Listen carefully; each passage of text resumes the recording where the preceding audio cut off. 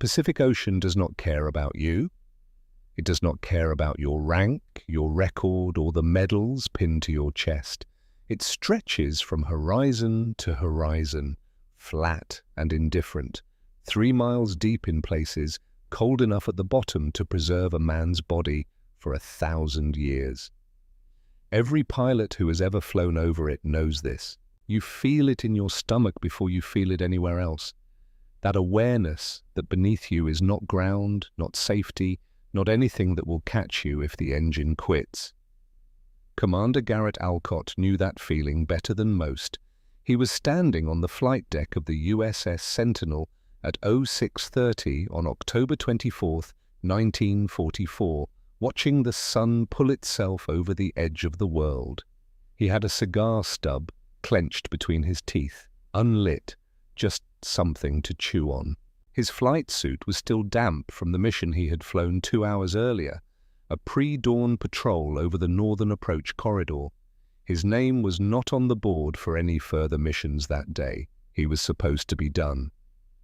The deck crew moved around him like water around a stone. They knew better than to interrupt the commander when he was thinking, and Garrett Alcott was always thinking. He was 34 years old.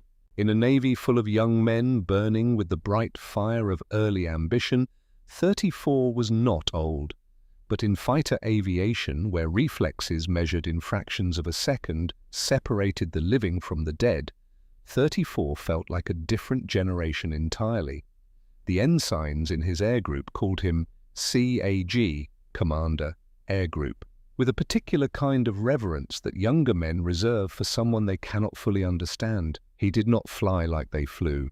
He did not talk like they talked. He did not seem to feel the same electric urgency that sent them sprinting to their planes when the klaxon sounded. What they did not know, what they could not know, was that Garrett Alcott had already lost everything once, and losing everything teaches a man something that no amount of talent or training ever can. The year was 1936. The country was 8 years into the Great Depression, and the United States Navy was doing what institutions always do when money runs dry. It was cutting people. Not the worst performers, not the troublemakers or the careless ones. Institutions, when they are afraid, cut mathematically. They find a threshold and they draw a line, and everyone below the line goes home regardless of what they built, what they sacrificed, or what they were capable of becoming. For Alcott, the line was his eyes. The official notation in his service record read, "Visual acuity below required standard for continued flight status." 7 words to end a career that had begun when he was 18 years old, when he sat in a wooden chair in Annapolis and swore an oath, and believed, with the total certainty of youth, that the Navy would always be his. He had graduated the Naval Academy in 1933, class rank in the top quarter, commendations in navigation and tactical theory. He was not a man who had coasted in on family connections or geographical luck. He had earned his place at every step. And then, on a Thursday afternoon, in a fluorescent-lit examination room, a Navy optometrist had held up a chart and written down numbers that did not match what Alcott could actually see.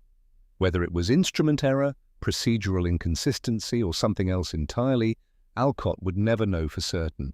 What he knew was that the letter arrived 3 weeks later. Separation from service, effective immediately. He stood in his apartment in Norfolk, Virginia, and read it 4 times. Then he folded it, put it in a drawer, and started making phone calls. 2 years is a long time to fight a bureaucracy. Long enough for friends to stop returning messages, long enough for money to run thin, long enough to lie awake at 3 in the morning and ask yourself whether you are pursuing something real or simply refusing to accept that the world has already given you its answer. Alcott made those calls. He wrote those letters. He appeared, uninvited, at the office of a rear admiral he had met once at a function in Annapolis, and stood in the hallway for 4 hours until someone agreed to listen. Not because he was desperate. Desperation has a smell that powerful men recognize and avoid. But because Alcott had something that desperation destroys, he had patience. And he had a specific, detailed argument for why the Navy had made a mathematical error with a living human being. They did not give him his wings back. Not at first. What they gave him was a compromise. Landing Signal Officer, LSO. The man who stands on the edge of a carrier deck, colored paddles in hand, and guides pilots home. It was not glamorous. It was not what he had trained for. But Alcott accepted it without visible hesitation and went to work. For the next 4 years, he stood on the edge of aircraft carriers in every condition the Pacific and Atlantic could produce. Flat calms, 40-knot winds, rain so heavy it turned the deck into a grey blur. And he watched pilots land. He watched good ones and bad ones. He watched experienced men make rookie mistakes and young ensigns somehow thread the needle perfectly on their first carrier trap. He watched men die. He stood 20 feet from the point of impact when a wildcat came in too low and cartwheeled across the deck in a cascade of aluminum and fire, and he did not flinch, because flinching would not bring the man back and might cause the next man in the pattern to hesitate at the wrong moment. He learned to recognize panic before it took hold. In the angle of a wingtip, in the way a throttle hand overcorrected from 200 feet away, and he learned to recognize it in himself, to feel it arrive, acknowledge it, and set it aside like a tool he did not need right now. By the time the Navy gave Garrett Alcott his wings back in 1941, full flight status, no asterisks, he was not the same man who had been cut. He was something quieter, something more dangerous. By October 1944, the Pacific War had reached the place where all wars eventually arrive, the place where the math becomes very clear and very brutal. The United States Navy had spent 3 years grinding through island chains, trading ships and men for miles of ocean and patches of jungle. The Japanese Empire had spent those same years contracting, pulling its perimeter tighter, watching the arithmetic turn against it one battle at a time, and now, in the waters east of the Philippine archipelago, the two forces had arrived at something final. The Japanese High Command had conceived Operation Shogo, Operation Victory, as a last decisive stroke. It was not designed to win the war. That possibility had passed. It was designed to inflict enough shock and catastrophe that the Americans might reconsider the cost of continuing. The plan involved multiple naval forces converging from different directions, with one brutal objective at its center: drive a column of battleships and heavy cruisers through the San Bernardino Strait and directly into the invasion fleet anchored off the island of Leyte. More than 100,000 American soldiers and Marines had come ashore at Leyte Gulf. They were on those beaches with their equipment, their supplies, and their absolute dependence on the ships offshore. If the Japanese battleships reached them, if the Japanese broke through, those men would have nowhere to go, no air cover, no resupply, the ocean at their backs, and an enemy army in front of them. This was what the 60 aircraft on the Sentinel's radar scope represented. Not a raid, not a skirmish, a catastrophe in progress. Alcott knew all of this. He understood that Task Force 38, the fast carrier force, was already heavily committed, planes in the air, decks fouled, every available asset engaged in the largest naval battle in human history. He understood that when the radar operator's voice came over the intercom, calm, professional, doing his job, and announced Raid 1, bearing 015 60-plus contacts, 70 miles and closing, there was almost nothing left to send against it. The Sentinel could scramble 7 fighters, 7 against 60. Alcott was in Mabel III before anyone told him to be. He did not check the flight schedule or consult the air operations officer. He climbed into the cockpit of his F-6F Hellcat with the practiced economy of a man who had done this 10,000 times, ran through his checks, fuel at 70% from the morning patrol, 6 50-caliber machine guns loaded with 2,400 rounds, engine oil pressure normal, hydraulics functional, and waited for the catapult. Ensign Reed Calloway fell into position beside him on the taxiway. 22 years old, from somewhere flat and dry in Texas, with the quick hands and slightly reckless confidence of a young man who had not yet learned what he did not know. He was a good pilot. Alcott had watched him carefully and had reached that conclusion without qualification. Good instincts, good spatial awareness. Today, he would have to be good enough. "I'm with you, CAG," Calloway said over the radio. Alcott did not respond. He was already running the numbers.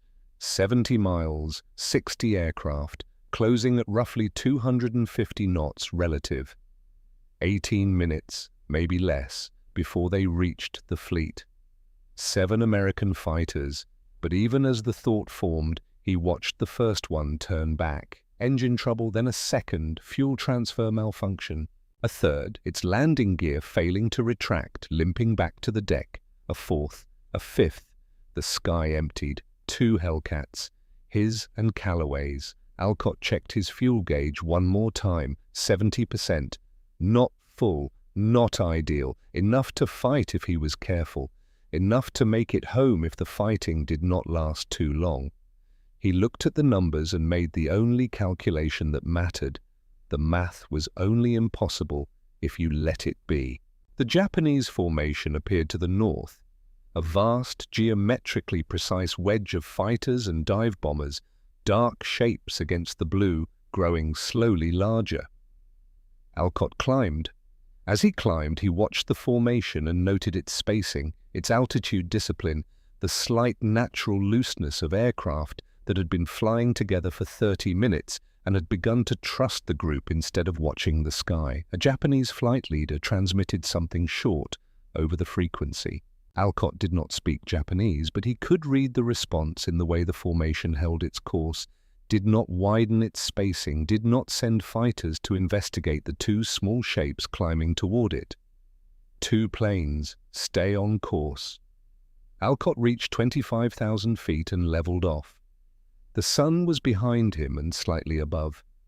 His shadow did not fall on them. He was invisible against the glare, a small dark speck that 60 Japanese aircraft had already decided was not worth their attention. He looked at the edges of the formation. He looked at the aircraft drifting slightly wide on the eastern flank. The natural drift of pilots in cruise flight, their alertness settled into the low hum of engines and altitude. He keyed his radio. "Reed, we work the outside. Don't chase anything into the middle. Stay with me. We climb after every pass." "Yes, sir," Calloway said. Alcott rolled Mabel III inverted and pulled through. The ocean tilted up toward him. The formation filled the windscreen. The Pratt & Whitney engine wound up to a sound like continuous thunder, airspeed climbing past 300 and still rising, and somewhere 60 miles behind him, the fleet lay waiting, and somewhere in the mathematics of what was about to happen was an answer that Garrett Alcott had spent 8 years preparing to find. He waited until the range was right. Then he squeezed the trigger. The first Zero did not know it was dying. That was the thing about distance. At range, nothing looks dangerous. Everything is abstract. A shape, a vector, a number on a scope. The killing happened in the gap between abstract and real, in the half-second when distance collapsed and physics became personal, and a machine that had been flying became something falling. Alcott came through 800 yards, 600, 400. The targeting reticle settled with the steadiness of a man who had spent years learning to hold still when everything around him was moving. He fired a single burst. 2 seconds, controlled, the way a surgeon makes one precise incision rather than sawing, and the .50 caliber rounds crossed the remaining distance and found the Zero's fuselage just ahead of the cockpit. The aircraft came apart in a bright, immediate way that left no ambiguity. He did not watch it fall. He was already pulling back on the stick, trading the velocity of the dive for altitude, rocketing back up toward the sun before the Japanese formation could process what had just happened. Behind him, and to the right, Calloway completed his own pass on the far side of the formation, Another zero at the edge, another kill. 2 aircraft gone in under 15 seconds, and the formation had not broken, had not scattered, had not yet understood what it was dealing with. Good, stay together. Stay predictable. The strategy was not complicated, it did not need to be. The Zero was lighter, nimbler, able to turn inside a Hellcat in a close-quarters engagement with almost contemptuous ease. Any pilot who tried to meet it on those terms would lose on those terms. But the Hellcat was faster in a dive, climbed better at altitude, and carried nearly double the ammunition of comparable aircraft. It was built for a specific kind of fight, the kind where patience was a weapon and discipline was the difference between coming home and not. Boom and zoom, down from altitude at maximum speed, one controlled burst, back up before the enemy could react. No spiraling duel, no close-in, engines screaming turning fight at low altitude, where the Zero became a different animal entirely.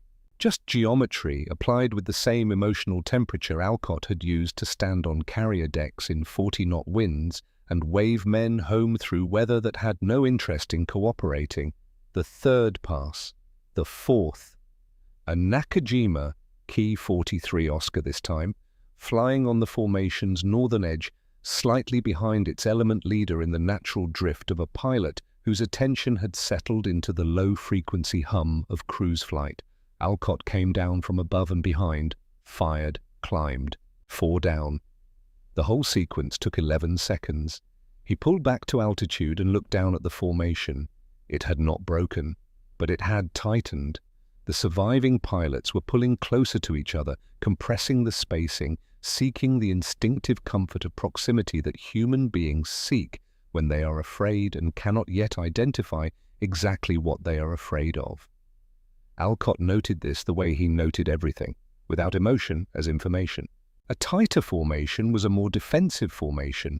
A more defensive formation was a formation that had stopped thinking about the fleet below and started thinking about the 2 Americans above. That was exactly what he needed.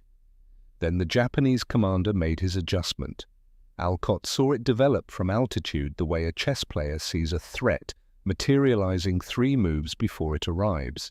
2 elements of Zero fighters broke away from the main body mark, not pursuing, not chasing, but climbing, deliberately, methodically climbing, setting up an intercept position above Alcott's current operating altitude, trying to take away the one advantage that made his entire approach possible. If they reached 27,000 feet before he did, the geometry reversed entirely. He would become the one diving into a threat he could not escape. He would be the prey. Read. His voice was flat, informational. 2 climbing. 2 o'clock, 15,000. And going up. Don't let them get above us. On them, Calloway said. What happened in the next 90 seconds, Alcott did not fully see. His attention was forward, on the main formation, on the spacing between the remaining aircraft, on the calculation of his next dive angle, and the fuel he was burning maintaining this altitude. Somewhere behind him, off his right quarter, Calloway's guns fired once, a short burst. Alcott registered it the way a man registers a door closing in another room, present, noted, filed, immediately overtaken by the next problem in front of him. He did not look back. He was already rolling into his next dive. The 5th kill came from a clean angle, and it came from a decision that most pilots would not have made. 2 Oscars were flying in close formation near the western edge of the group, their spacing slightly tighter than doctrine required, the natural result of pilots who had spent 40 minutes watching their formation lose aircraft one by one and had begun seeking comfort in proximity. It was a human response, understandable, and tactically it was a mistake, because 2 aircraft flying that close together could only be effectively covered by one set of eyes, and one set of eyes had a blind side. Alcott lined up on the trailing aircraft. Short burst. The Oscar's right wing separated from the fuselage with sudden structural finality, and the plane entered a flat spin, falling away in a slow, terrible spiral. He did not climb this time. He held his energy, maintained his speed, and slid his sights 40 feet forward onto the lead aircraft in one continuous motion. The Japanese pilot had not yet understood what happened to his wingman. He was still flying straight, still maintaining heading, still trusting the geometry that said the aircraft behind him was there and the sky was clear. It wasn't. Alcott fired. 2 kills, 10 seconds, 5 down total. He pulled back to altitude and checked his instruments with the systematic attention of a man running a calculation that has no room for approximation. Fuel, workable if he turned back within the next 20 minutes. Ammunition, still sufficient. Guns, all 6 functional. Airframe, no warning lights, no vibration outside of normal parameters. He looked down at the retreating formation below. The bombers were the priority. They always had been. Not the fighters. The fighters were the escort, the protection. The bombers were the reason 60 aircraft were in this piece of sky. Remove the bombers' confidence in their ability to reach the fleet, and the entire operation collapsed. He watched the bomber formation's behavior, watched the way the pilots were holding their aircraft, watched the spacing widen slightly as the crews looked at their escorts and began the arithmetic that no bomber pilot wants to perform. He kept watching. 45 minutes into the engagement, the mathematics resolved. One by one, and then in groups, the Japanese bombers began to jettison their loads, not on the fleet, into the ocean. Dark shapes separating from aircraft bellies falling away, sending up white columns of water miles from anything that mattered. The crews were lightening their aircraft, trading their reason for being here for the speed to get home. The mission was over. Not because American fighters had shot them down. Because 2 American pilots had made the mathematics of the approach unacceptable, had removed enough of the escort and disrupted enough of the formation's cohesion that the Japanese commander had looked at his instruments, looked at his remaining aircraft, and made the only rational calculation left. The fleet was safe.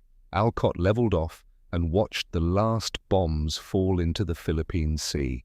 The actual, assigned, strategic mission was complete. He had done what he came to do.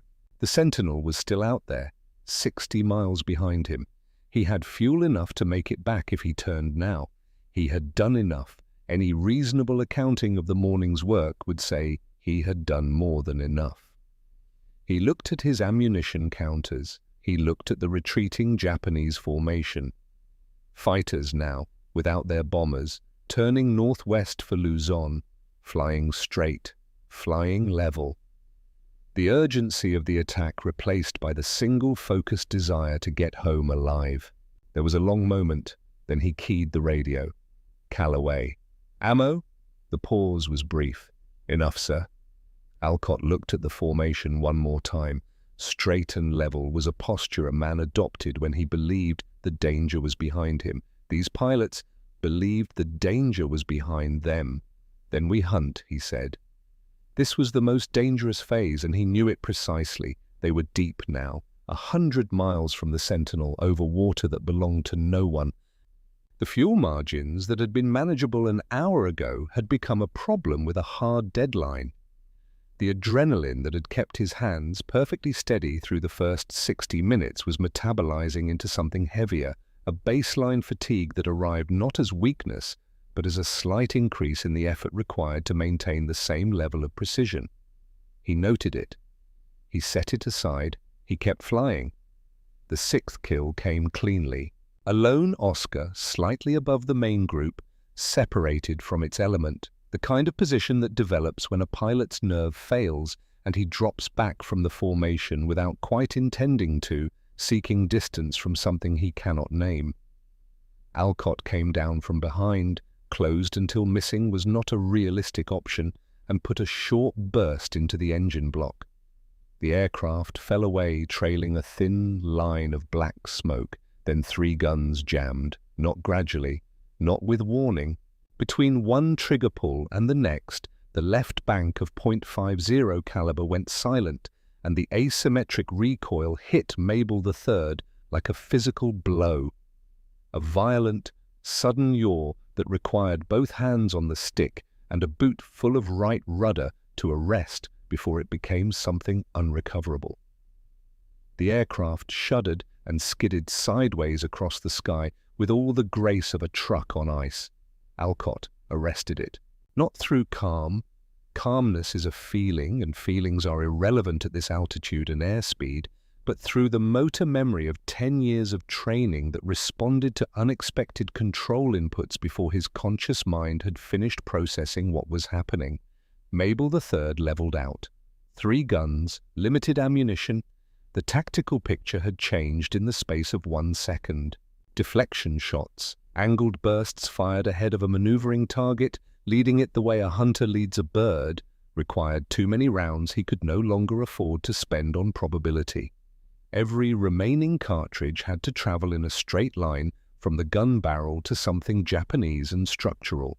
No wasted shots, no speculative firing. He had to get closer. The 7th kill required him to close to within 150 yards. That was not a comfortable distance. At 150 yards, a fighter aircraft fills a windscreen. At 150 yards, you can see the pilot's helmet through the canopy glass. At 150 yards, if the pilot you are targeting happens to look back at precisely the wrong moment and does precisely the right thing, the engagement stops being a geometry problem and becomes something much less controllable. Alcott closed to 150 yards. He watched the pilot's helmet. He waited until the sight picture was as clean as mathematics could make it, and then he fired the remaining functional guns in a single controlled burst. When the aircraft came apart, fragments of it struck Mabel III's windscreen. He felt the impacts through the airframe, small, sharp, scattered. He checked his instruments immediately, running through the gauges with the systematic attention of a man who has learned not to assume. Oil pressure normal, hydraulics normal, no new warning lights, not hit, still flying. He checked his ammunition. The numbers had become intimate in the way that numbers become intimate when they are small enough to count individually. 2 more, Calloway said over the radio. The young ensign's voice had changed over the course of the morning.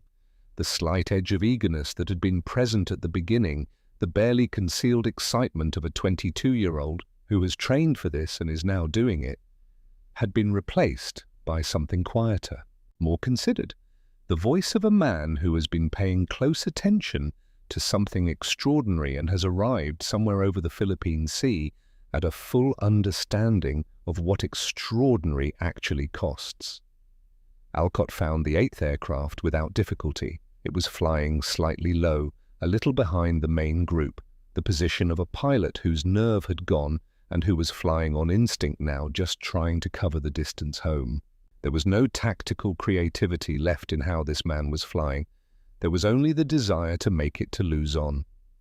Alcott matched his altitude. He pulled in behind him at extreme close range, patient in a way that had nothing theatrical about it. The patience of a man for whom patience had become structural, built into his decision-making at a level below conscious thought.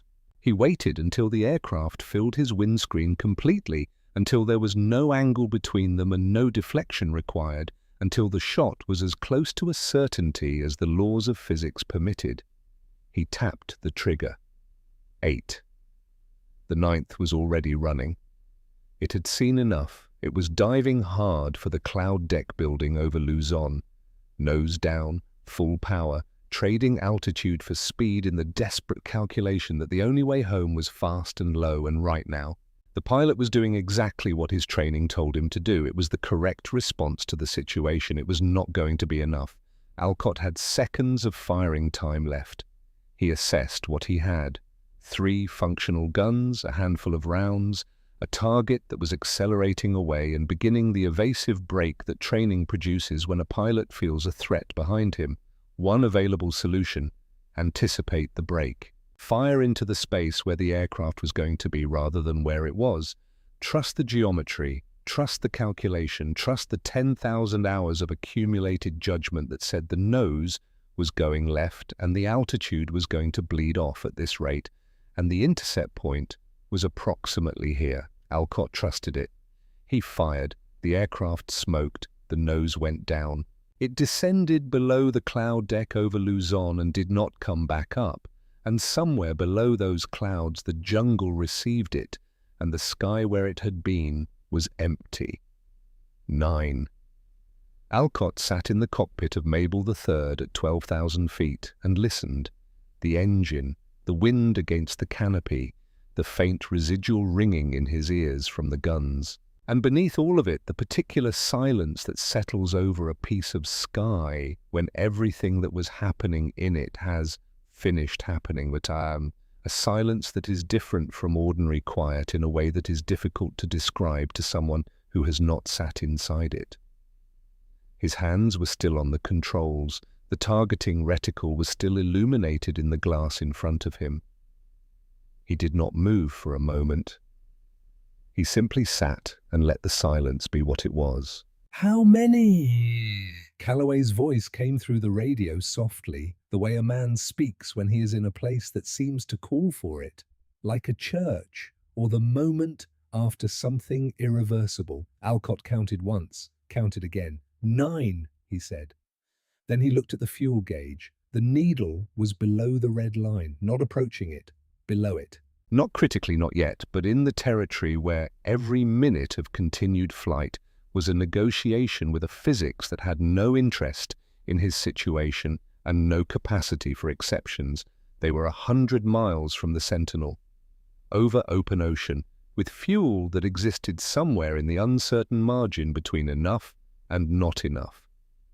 Alcott looked at the empty sky around him. He looked at the fuel gauge one more time. He looked at the ocean below, which looked exactly the same as it always looked and offered exactly as much as it always offered. "Lean it out," he said. "We're going home." The engine was running on faith. That was the only way to describe it. The fuel gauge had stopped being a number 20 minutes ago. It had become a question, not of how much remained, but of whether enough remained. And the Pacific beneath them offered no opinion either way. Alcott pulled the mixture control back as far as it would go, leaning the fuel-air ratio until the Pratt & Whitney was running on the absolute minimum required to sustain combustion. The engine, which had been screaming at full power for the better part of 90 minutes, settled into a lower, rougher tone, the sound of a machine being asked to do more with less. He reduced his RPMs, reduced his airspeed. Traded speed for economy the way a man walking a long distance slows his pace to preserve his legs.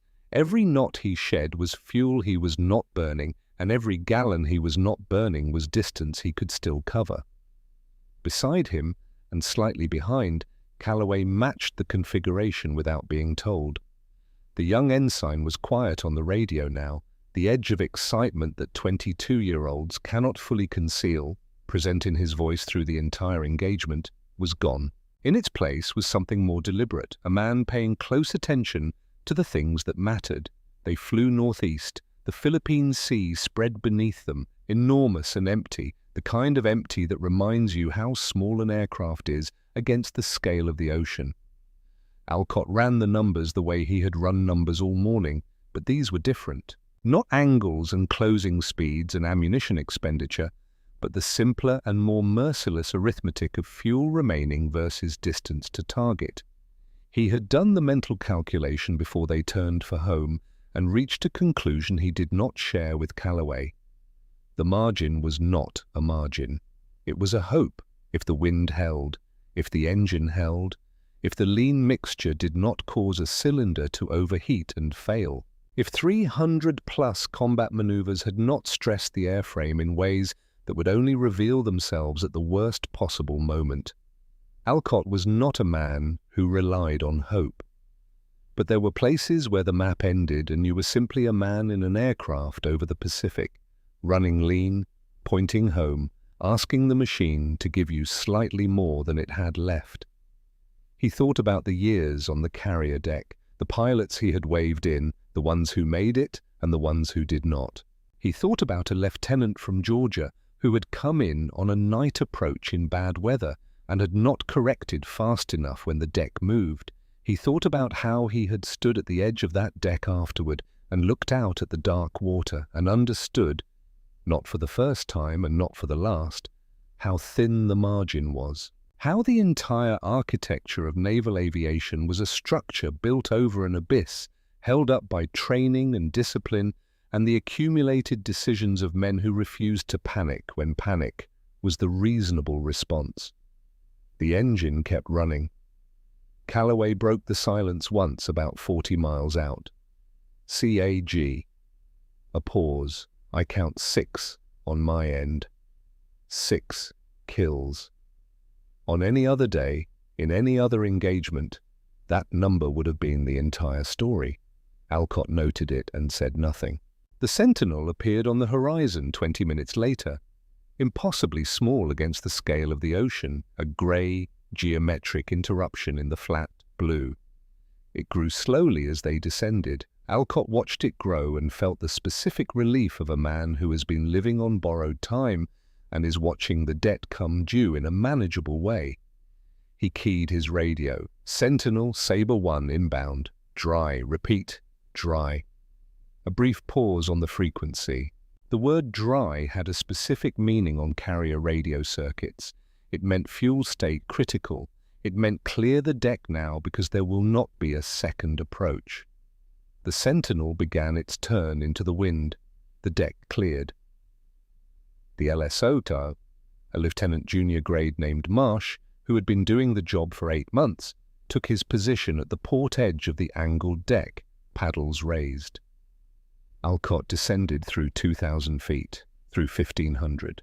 He ran his landing checklist by feel more than thought. Gear down, hook down, flaps to the landing setting, mixture slightly richer to sustain power if he needed a burst on short final. The engine responded with a marginally healthier tone. Marginally. He lined up on the deck. From a purely technical standpoint, it was not a complicated approach. The Sentinel was steady in calm seas. The wind was straight down the deck. The visibility was perfect. Every external condition that could be favorable was favorable. What was not favorable was the internal condition of Mabel III and her pilot, both of whom had been operating at the edge of their respective envelopes for the past 2 hours, and were now being asked for one more precise and unforgiving thing. Alcott held the glide slope. He watched the meatball, the optical landing system indicator, and made the small, continuous corrections that carrier landings require. Not large corrections. Large corrections are wrong corrections which require more large corrections, which is how a recoverable situation becomes unrecoverable in 4 seconds. Small corrections, constant, deliberate, small. He thought about the deck moving. He thought about the lieutenant from Georgia. He did not think about the fuel gauge. The LSO's paddles came down. Cut. Alcott pulled the throttle to idle and Mabel III dropped the last 15 feet onto the deck with the controlled violence that carrier landings always involve. The tail hook swept across the deck and caught the number 3 wire. The cable stretched. The deceleration hit him like a wall, 60 miles per hour to 0 in under 2 seconds. The harness cutting into his shoulders, the instrument panel rushing toward his face and stopping. The wire held. Mabel III stopped moving. The engine coughed once, then it quit. Not because Alcott reduced the throttle, not because of a malfunction. The engine quit because it had nothing left to run on. The fuel that had been in the tanks when he rolled inverted above 25,000 feet and dove toward 60 Japanese aircraft had been consumed completely and exactly in the doing of what had been done. The machine had given everything it had and stopped at the precise moment it was no longer needed, with a timing so exact it felt like intention rather than coincidence. The deck crew ran to the aircraft. Senior Petty Officer Greer had been working carrier decks since 1939. He had seen aircraft come back in every condition that combat and mechanical failure could produce. He walked around Mabel III with the deliberate attention of someone who expects to find something and is becoming increasingly confused by its absence. He ran his hand along the fuselage. He crouched and examined the underside. He checked the wings, the tail surfaces, the engine cowling.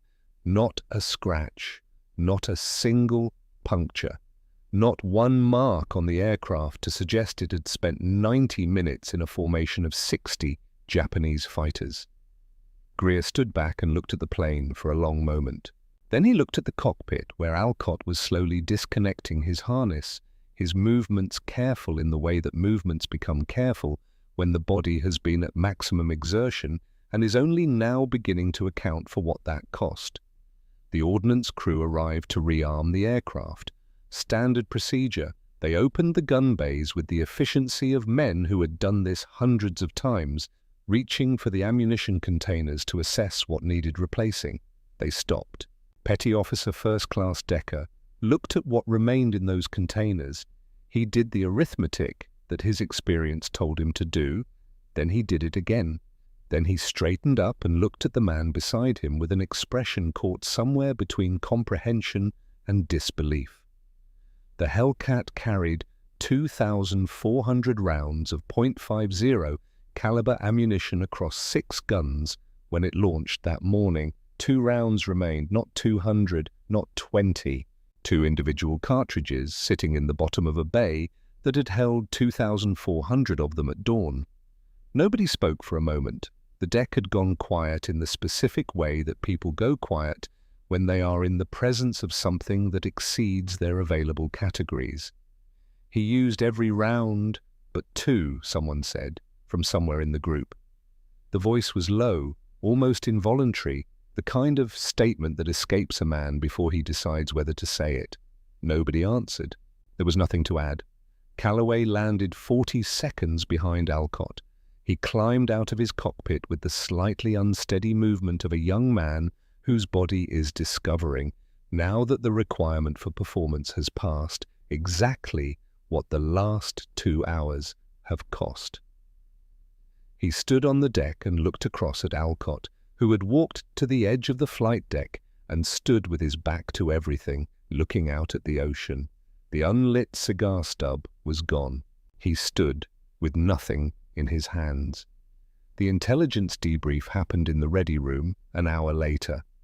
2 officers with clipboards and the professional skepticism of men who have learned that pilot memory under adrenaline is a creative process. They listened to Alcott's account with the careful attention of people who are doing the math in their heads and finding it produces answers they are not prepared to accept. The gun camera footage changed their posture. The film came back from the photo lab, and what it showed was a record of the morning that had no interpretation other than the literal one: aircraft in the reticle, aircraft on fire, aircraft falling.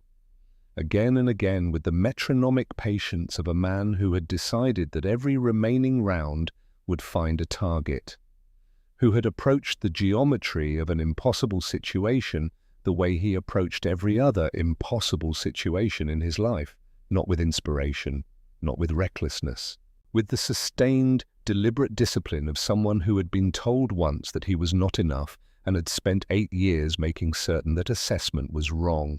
9 aircraft confirmed. Then the second reel, Calloway's gun camera footage. It showed kills from the ensign's perspective, clean, aggressive, the work of a young pilot who had fought well under extraordinary pressure. And then, in a sequence that lasted perhaps 4 seconds, it showed something else. Mabel III in the lower portion of the frame. A 0 closing from the right rear quarter at 300 yards, its nose tracking toward Alcott's fuselage. And Calloway's Hellcat rolling hard into the intercept, not called, not ordered, not radioed ahead, just done, in the instant that it needed to be done, because Reed Calloway had been watching his commander's blind spot for 90 minutes and had been in the right place at the right moment without anyone telling him to be. The 0 broke off, trailing smoke. Alcott had never known. He had been rolling into his next dive. He had registered the sound of Calloway's guns as background information and moved on. He had come within 2 seconds of dying in a way he would never have seen coming, and a 22-year-old from Texas had closed the distance and prevented it without a word. The ready room was quiet. Alcott watched the footage twice. Then he turned to where Calloway sat against the bulkhead, still in his flight suit, a cup of cold coffee in his hands, looking at the deck with the careful neutrality of a young man pretending he is not waiting for something. "Good flying, Ensign," Alcott said. 3 words. From another man, in another context, they might have meant very little. From Garrett Alcott, who had stood on the edge of carrier decks for 4 years and calibrated his understanding of what good flying actually looked like against the absolute standard of survival, they meant precisely what they needed to mean and nothing less. Calloway looked up and nodded once. That was all. The recommendation for the Medal of Honor moved up the chain with unusual speed. The citation, when drafted, used the formal, compressed vocabulary that institutions use when trying to fit something large into a small, official space. Conspicuous gallantry. Intrepidity at the risk of life. Above and beyond. Alcott read it once and set it aside. What he spent more time on was the after-action report, specifically the sections documenting Calloway's contributions. He reviewed the gun camera evidence himself. He wrote the relevant paragraphs in his own hand, making certain the language was specific and the record showed clearly and permanently what the ensign had done, not because Calloway needed the documentation for his own sake, because a man who had spent 2 years fighting to have his own record corrected understood, with a precision that went deeper than professional obligation, why the record mattered, why the truth of what happened in a piece of sky needed to exist somewhere permanent, regardless of who was watching or who would ever read it. Garrett Alcott finished the war with 34 confirmed aerial victories. No American Navy pilot in history has exceeded that number. He remained in the Navy after the war, continuing to serve with the same deliberate, unshowy competence that had defined everything he did. He retired as a captain in 1964. He lived in Florida quietly for 30 more years. He did not write a memoir. He did not seek speaking engagements or television appearances. He gave occasional interviews when pressed, always briefly, always with the sense of a man who regarded the past as something that had already received its full weight and did not require additional attention from him. He died in 1996. The gun camera footage from October 24, 1944 still exists. You can watch it. What you will see if you look carefully is not luck. It is not the spontaneous heroism that makes for comfortable stories. It is the product of 8 years of refusal, of a man who was handed a verdict by the world, declined to accept it, and went to work on the only rebuttal that actually matters. Not argument, not grievance. Work. The daily, unspectacular, accumulating work of becoming better than the institution that discarded him, until the morning arrived when 60 aircraft needed to be stopped and there was only one man left to do it. 2 rounds remaining in the bay, not one mark on the aircraft, 9 aircraft down and 100,000 men on the beaches of Leyte who came home after the war because the fleet they depended on was still there when the afternoon arrived. That is the arithmetic of what one man did with his second chance. Mabel III sat on the deck of the USS Sentinel in the October sun, her gun bays empty, her fuel tanks dry, her fuselage without a scratch, and the Pacific spread out in every direction as it always had, flat, indifferent, and 3 miles deep. The sky had been his,